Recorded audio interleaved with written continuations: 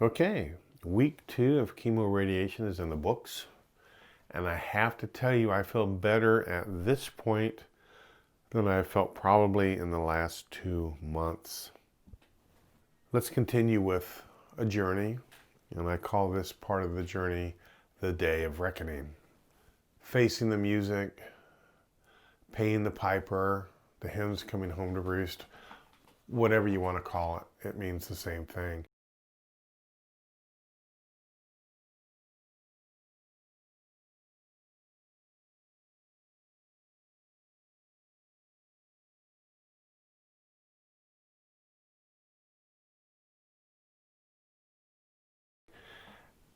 Actions have consequences, and non-actions can have even more enormous consequences. In the ER, we would have patients come in with chest pain and be very concerned that they were having a heart attack, and then they would be very apologetic when it turned out it wasn't an acute cardiac event. And we would do our best to assure them that they had done nothing wrong, and if they ever experienced those same symptoms again, they were to come right back in and see us. It was very simple. We would tell them, we don't want you to die of embarrassment. I started to close in on my day of reckoning on September 22nd. I had been filling the toilet bowl with blood for several days and trying to make up reasons for why that was happening that weren't terribly bad. I could barely hold my head up. It was a battle to even remain coherent. My right leg had been swelling like a balloon. I was short of breath. I had tightness across my upper chest, and walking from one room to another sapped my little bits of strength that I was able to muster. In one final stab at denial, I went into the clinic I worked at and asked my co-provider to order a chest x-ray, an EKG, and some lab work. Now, my secret hope here, my hope of hopes, was that the chest x-ray might show an enlarged heart, which would help to account for the swelling in my leg, or there might be some sort of an anomaly on the EKG that would account for my symptoms of my shortness of breath, my chest tightness, my fatigue. And it's kind of interesting that I was hoping I would have some diagnosis that was relatively bad as opposed to one that was devastating. As it turned out, my EKG and my chest x-ray were fine and dandy, but the lab work kind of busted me. I was suffering blood loss anemia, surprise, think of the toilet bowls full of blood, and my labs were just way out of whack. I knew at that point in time what was going on. I'd known, of course, for days, maybe months, maybe even a year. But this wasn't my day of reckoning. That would come about 2 days after. In the intervening 2 days, I would undergo a lot of testing and get some blood transfused. Now, I just got the bill for some of the imaging. Thank God I don't have to pay for most of it.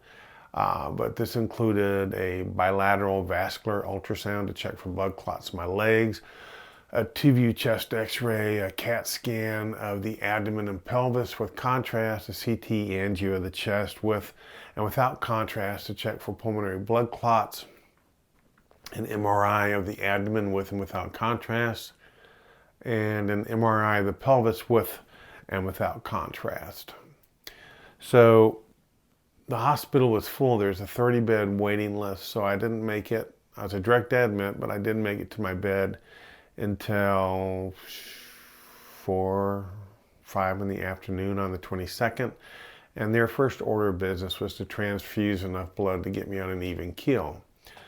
Now, if you've ever had blood transfused outside of an emergency transfusion in the ER, it is a painfully slow process. I don't mean painful because it hurts, it's just painfully slow.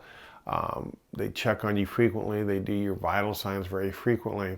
So getting this blood transfused took till about 3 o'clock in the morning. There was absolutely no way to get any sleep because of the constant in and out of the staff, and it didn't matter because I wasn't going to sleep anyway. In fact, I did not sleep at all for the first 60 hours I was there. Believe me, you can do it. There was way too much going on, and I was way too wired to doze off. I would use the word hypervigilant. On the 23rd, I was having varying tests done, and then I had to start my colon prep. What's a colon prep? Well, I'm glad you asked. I was given 3 liters of a horrid liquid to drink. It was mostly made up of different salts, which allow fluid to be pulled in from the colon to ensure diarrhea. Imagine drinking salt water, but just nasty tasting salt water.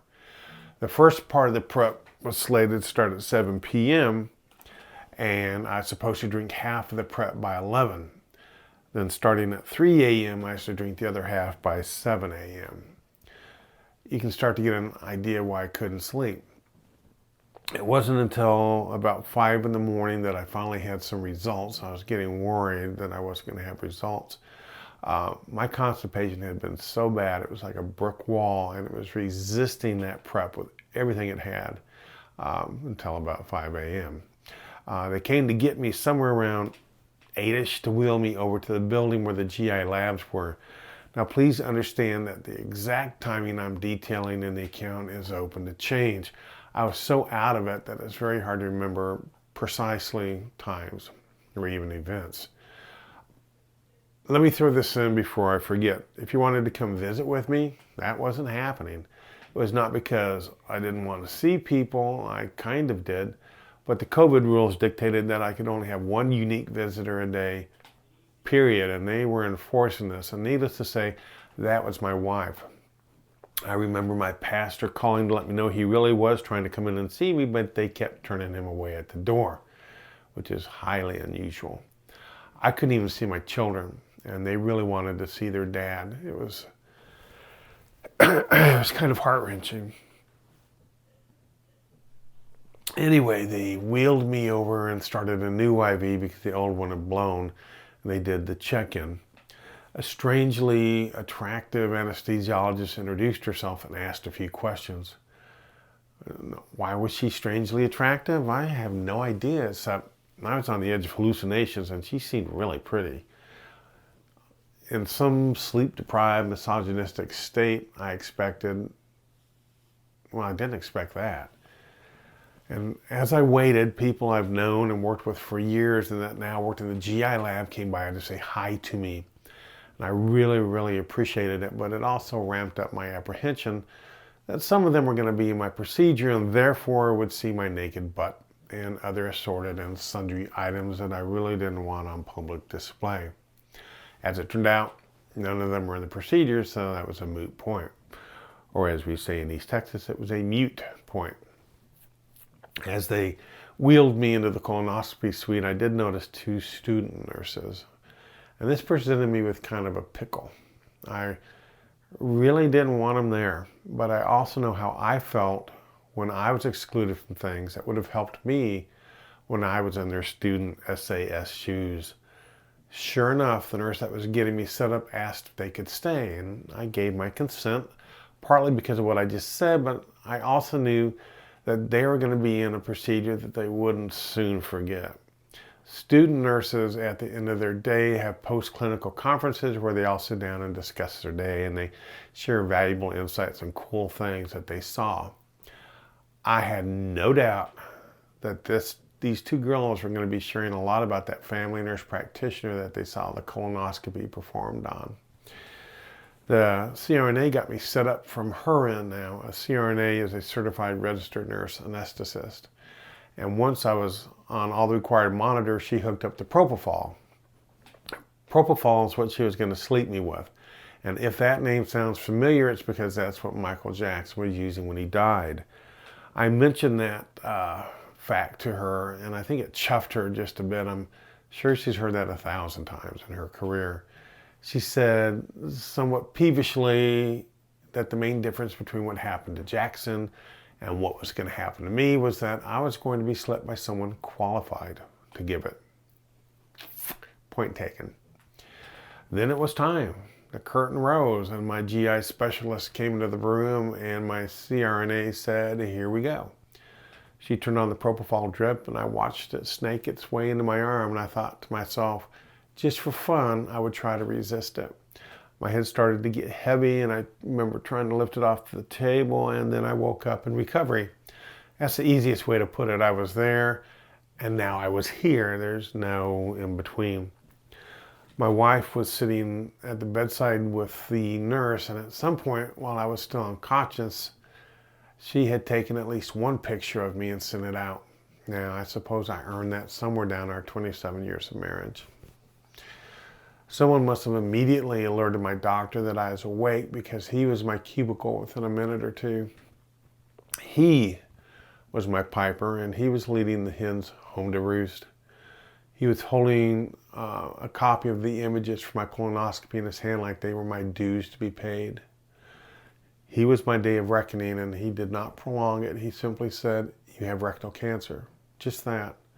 He may have said some other things afterwards, but I had retreated far inside my head at that point to examine the words rectal cancer and what they meant. I know I locked eyes with my wife, and I think she was undergoing the same journey.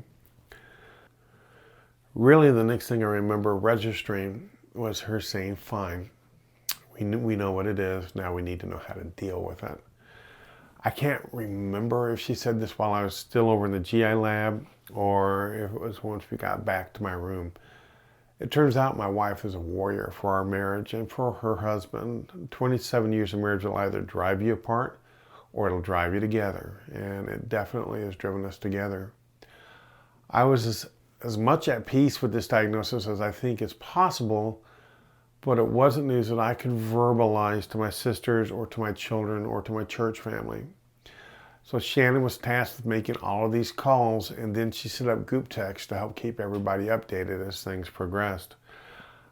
I was fine discussing this with Shannon, but with anybody else I would have been very tearful.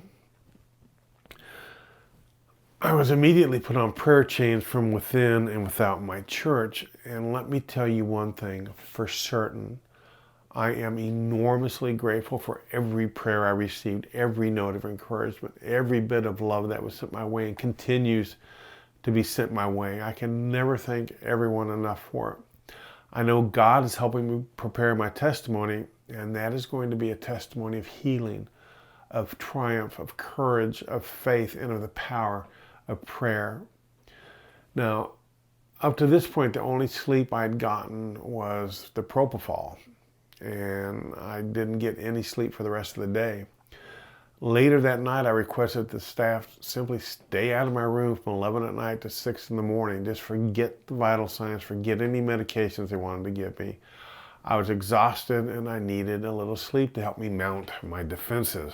They agreed to my request, let me have my sleeping pill, and then I got the best 7 hours of sleep I think it's possible to get while you're in the hospital.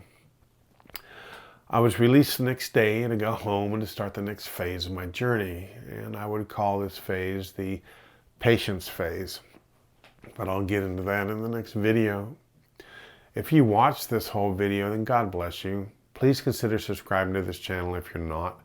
If you want to sub, you have to have a YouTube account, but that's pretty easy to do. Most of all, please think about sharing the video. At least 7 of you shared the last one, and it helped to get it out there. This is about me, but it's not about me. It is about me in that I pray that what I've been going through can educate, enlighten, and grant hope to other patients and families. It's not about me in that I'm not doing this for the glory of sharing any of this. I am an enormously private man, and this is somewhat uncomfortable to share. At the same time, it's cleansing and renewing. I love you all, and I'll see you soon. Thank you.